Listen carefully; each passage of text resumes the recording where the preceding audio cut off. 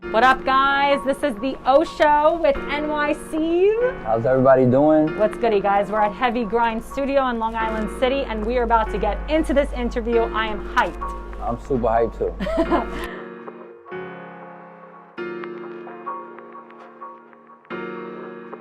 So when did you get into graffiti? Basically, I got into graffiti when I was in 7th grade. One of my friends, I was always into art, but one of my friends, he was doing graffiti as, writing on notebooks, drawing on the desk and stuff like that. And I saw how he was manipulating the letters, so I thought it was cool. And, he basically was kind of like my mentor in graffiti, so he started teaching me how to do it. So you've always kind of had this innate artistic talent? Yes. How did you start promoting your brand, and what did you do to kind of get yourself out there? So the first thing I did was, when I was like 13 years old, I started doing graffiti on hats. But when I really started getting into graffiti, promoting my brand, is when I was on the streets of in Soho and Broadway. I was there for a few years, and I would basically do custom shirts, hats, sneakers for a lot of the tourists that came from, of course, from different countries, and they would come up to my table, and I would just make them a hat with their name on it and stuff like that. So I thought it was cool. That hustle. Yes. How do you think New York influenced that brand, that kind of inspiration and whatnot, that hustle? So I'm from New York, so that's how I kind of added the N.Y.Ceve. I started with Ceve, so I just added NY because I'm from New York. Most of my friends used to do graffiti. After 7th grade, I kind of it started, I guess I started attracting more people around me that did graffiti, always had cans, always had markers and stuff like that. And, I used to tag up, and, New York is where I was born and raised, so. Yeah. So it's kind of like the culture, getting out on the streets, just kind of putting your brand out there. Yes. And then you told me a great story that someone kind of recognized your style of art on the streets of Soho, and they flew you to Japan. Was that right? Yeah, so I was on Broadway, and I had 2 guys approach me from Japan, and they said, hey, would you like to come out to Japan and Tokyo to promote my stores? And I was like, hell yeah, I want to go. Yeah. So basically they did all the accommodations, and the only thing I had to pay for was my passport.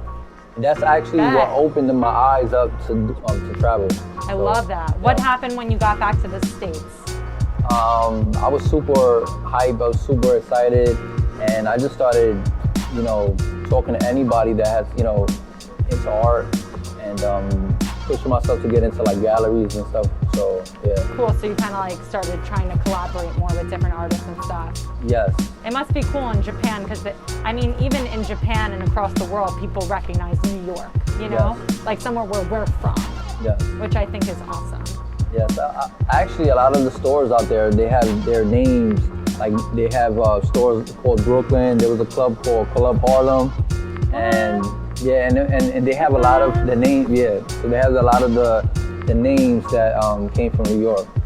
So what kind of got you off the street selling art? Well, what happened was I was on the street maybe towards the end of, I guess you could say, my stay in Soho. I went to I actually got locked up. So what? Yeah, not a good thing. But then it transitioned you to do. Yeah. So what happened was I was getting harassed a lot by the police. So I was like, you know what? I think it's time for me. This is just a stepping stone for me to get to the next level. Definitely. So I decided, I moved to Jersey. I decided to get my own spot at the Garden State Mall, my own kiosk, so I could do my own airbrushing. And I was the only one basically doing airbrushing and graffiti in the whole mall. So. Wow, so you had your niche, right? Yes. That's dope. And then you told me that you got into bottle graving, and I was like, I've never really heard about bottle graving, but you said it kind of blew up for you over there. Yes. So one day, this is why I believe everything happens for a reason.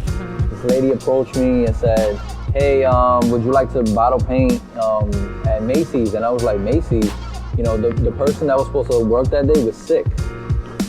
So I felt like it was my time to, start doing something a little bit more different. So I started getting into bottle painting, and then my name started getting out there a lot more to a lot of these big brand stores. And I started engraving. And that basically took me to a whole nother level.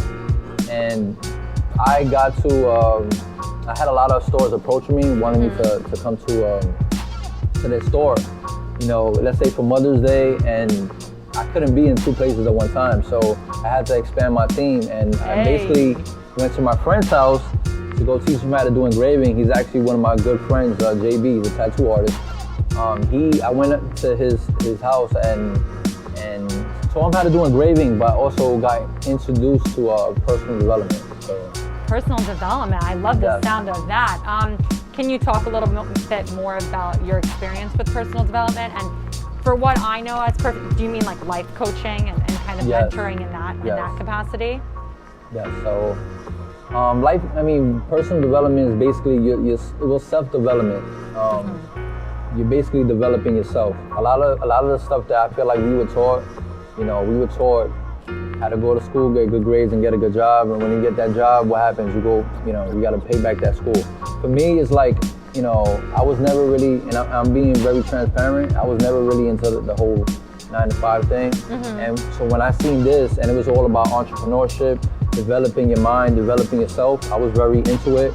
And I can tell you this much, I'm not the same person I was like 6 years ago. Because I went to a lot of these seminars and trainings and, you know, just develop my mindset. Yeah, so, kind of like mind over matter type of thing?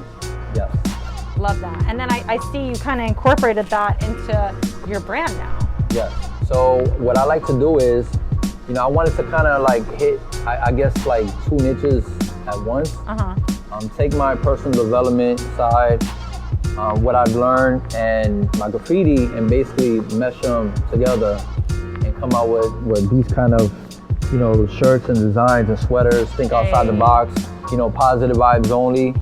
Because I feel like there's a lot of negativity in this world, especially everything that's going on, 2020. But I just feel like, you know, it's just time to take everything that we learned for all these years and just, you know, elevate. Step up. Yeah, elevate. Nice. So using your brand to really inspire others. Yes. I love that.